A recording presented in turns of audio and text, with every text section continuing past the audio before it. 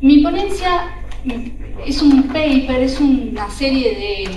pensamientos que fueron surgiendo, de inquietudes que me fueron surgiendo a razón de la lectura del capítulo 10 del libro Los Fundamentos de la Libertad de Hayek. En ese capítulo Hayek hace una distinción entre lo que él considera ley y lo que él considera mandato. Por ley él entiende una norma abstracta, general, amplia, con mucho aire, con mucho espacio entre lo que dice el imperativo de esa norma y cuál es el objetivo perseguido por esa norma. El aire y el espacio que Hayek reconoce en ese estilo o en ese sistema de presentación normativa es el aire y el espacio suficiente y necesario para que los individuos, haciendo uso del conocimiento de las circunstancias de tiempo y lugar que cada uno de ellos tiene, pueda alcanzar el objetivo finalmente perseguido por esa ley, pero dejándolo en absoluta libertad para utilizar los medios y las herramientas que estén a su alcance, que él conozca, de las cuales él disponga, y finalmente alcance a ese objetivo de la manera más eficiente, porque en caso contrario estaríamos en presencia de lo que él identifica como mandato. Y por mandato estaría identificándose lo más parecido a lo que es la ley o norma positiva en el sentido positivo como ley escrita o ley del régimen jurídico general. La diferencia básicamente es que mientras que la ley en el sentido hayekiano permite la utilización de herramientas de acuerdo al conocimiento propio de cada individuo para alcanzar el fin, la norma es taxativa en cuanto a cuáles son las herramientas, cuáles son los medios, cuáles son las herramientas, los elementos que los individuos tienen que utilizar para alcanzar el fin. La ley, en este caso, del caso hayekiano, estaría nada más que mostrando cuál es el fin perseguido, mientras que el mandato, en el caso hayekiano, estaría mostrando cuál es el fin perseguido y cuáles son los medios para alcanzar ese fin. Esa vendría a ser la presentación del capítulo 10. Entonces mi pregunta, con la formación positivista positivista de la Universidad de Buenos Aires, de la Facultad de Derecho, bueno, ¿de dónde surge la norma? ¿Cuál es la norma? ¿Por qué tenemos norma? Y encontré un artículo de un autor que se llama Arthur Sheffield en una revista Libertas del año 87, donde él dice, de acuerdo con la inspirada distinción que hace Adam Ferguson entre acción humana y designio humano, el derecho fue un consenso creciente desarrollado a partir de la acción humana, pero no como un conjunto o sistema, el producto de un designio humano. O sea que estaríamos poniendo en aprietos en alguna medida a Kelsen y al legislador como el originario de la norma, ese iluminado, esotérico, omnisciente, que todo lo sabe, que todo lo conoce, y estaríamos entonces yendo a lo que aún en la Universidad de Buenos Aires reconocen que como fuente o como causa fuente del derecho, que es la lex mercatoria. No es otra cosa que las instituciones, que las costumbres, que los usos. Es decir, la norma finalmente parecería ser como que deviene de los usos y costumbres que llevan adelante las personas en sus intercambios, en sus relaciones, y que después finalmente pasan a formar parte del sistema de derecho o del sistema jurídico generalizado por la abstracción a la que se someten esas costumbres, a la objetivación que permite que cualquiera, en cualquier momento, en cualquier lugar, en tanto y en cuanto sepa leer, pueda acceder al conocimiento de ese derecho. Es decir, se objetiva la norma de esa manera a través de su positivización, pero posterior, mejor dicho, a los usos y costumbres, a las conductas generalmente desarrolladas y finalmente consentidas voluntariamente entre los hombres. Listo, hasta acá estamos en cuanto a qué es la ley. Ahora, ¿cómo debe ser la ley? ¿Cuál tendría entonces que ser el objetivo de esa ley? Y le pregunto, o me acuerdo mejor dicho, de una persona que una vez me impactó muy profundamente, muy temprano, en cuanto a su presentación de qué es la ley o qué debe ser la ley, que es Frédéric Bastiat, porque precisamente estando en el ámbito de la Universidad de Buenos Aires, conocer a Bastiat fue un placer enorme para mí. Y Bastiat se pregunta, dice, entonces, ¿qué es la ley? Es el derecho individual organizado colectivamente para defenderse legalmente. Ok, entonces tenemos una herramienta, tenemos un instrumento que nos organiza, que nos enmarca, nos encuadra para defendernos. Entonces, si la ley nos encuadra para defendernos, la ley es lo suficiente, según Hayek, debería ser lo suficientemente amplia y abstracta como para darnos a nosotros las herramientas para defendernos en la medida en la que consideremos más oportuno, más económicamente eficiente inclusive. O sea, tenemos que tener una ley en sentido amplio, en el sentido hayekiano, para poder regular de la manera más eficiente las conductas con otros individuos o las conductas en el sentido del derecho privado. Una ley en el sentido de derecho privado es una ley que estaría trasuntando o estaría permitiendo de la manera más eficiente todas aquellas conductas y todas aquellas actitudes que finalmente resulten las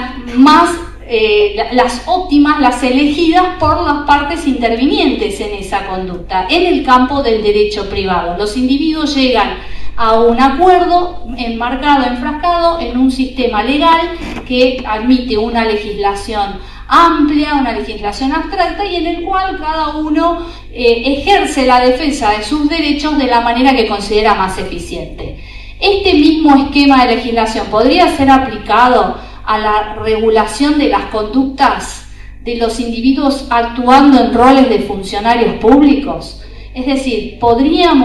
sería eficiente entender a la ley como aquella herramienta amplia, abstracta, para regular la conducta del Estado o para regular la conducta de los funcionarios del Estado? ¿O no sería más eficiente ir hacia un entendimiento de mandato en el sentido hayekiano para regular las relaciones entre los individuos y el Estado? Y de esa manera el mandato, imponiendo las formas, imponiendo los métodos, los medios, no solamente los objetivos perseguidos, sino también las herramientas para llevar para conseguir esos objetivos,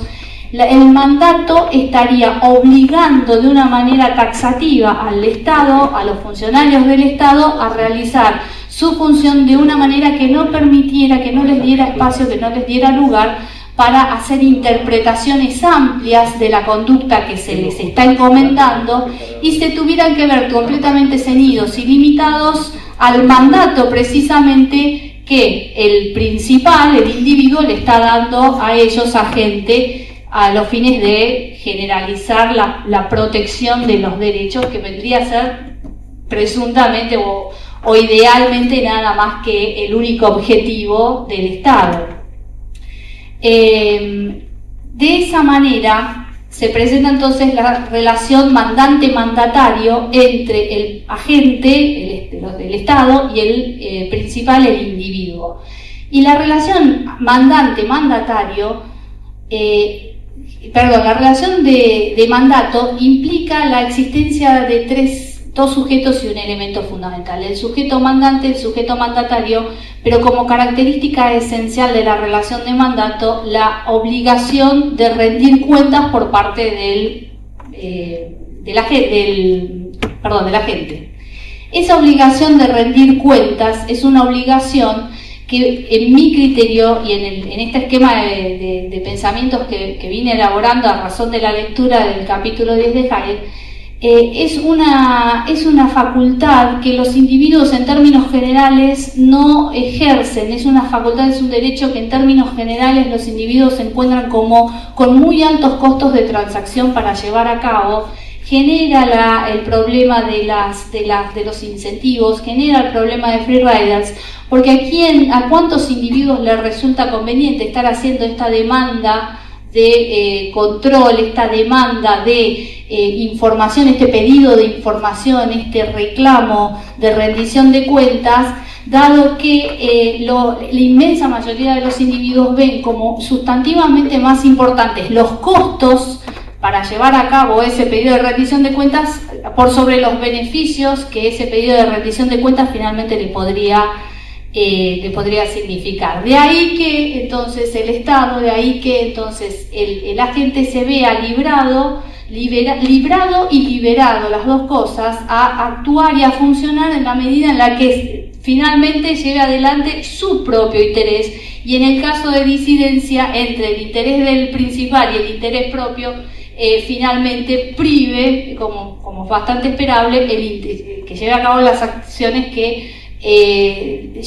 lo lleven a funcionar en base a sus propios intereses y no a velar por los intereses del mandatario, del mandate. Todo este esquema de mandante, mandatario, exigencia de rendición de cuentas,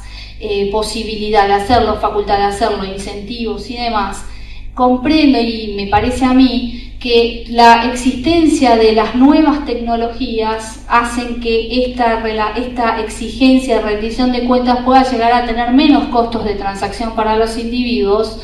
dado que el pedido de información es vital para poder concretar esta rendición de cuentas, y ese pedido de información se podría ejecutar de una manera muy fácil en tanto y en cuanto el Estado estuviera obligado de una manera fuerte, de una manera eficiente, a brindar la información.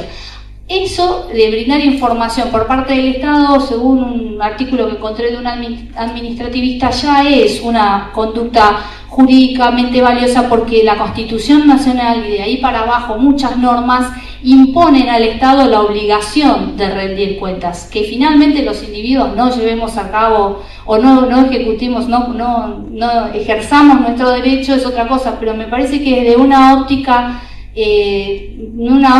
optimista sería positivo entender que ya es jurídicamente valiosa la obligación del Estado de rendir cuentas, con lo cual una gran parte del trabajo como que estaría ya realizada. De ahora en adelante, creo que aquellas personas que tenemos una vocación hacia el contralor del Estado y una vocación hacia contar con un Estado mínimo como método para lograr la mayor cantidad de beneficios para la mayor cantidad de gente, podríamos utilizar las herramientas que nos da las nuevas tecnologías para poder fomentar la exigencia de rendición de cuentas y para poder abaratar los costos de transacción que esta exigencia de rendición de cuentas significa para los individuos considerados de manera dispersa, de manera difusa. Creo que en términos generales es todo, pero por ahí me salté algo, va a estar colgado en la página de internet el artículo, así que cualquier cosa lo leemos con más detenimiento ahí. Muchas gracias y traté de ser lo más breve posible.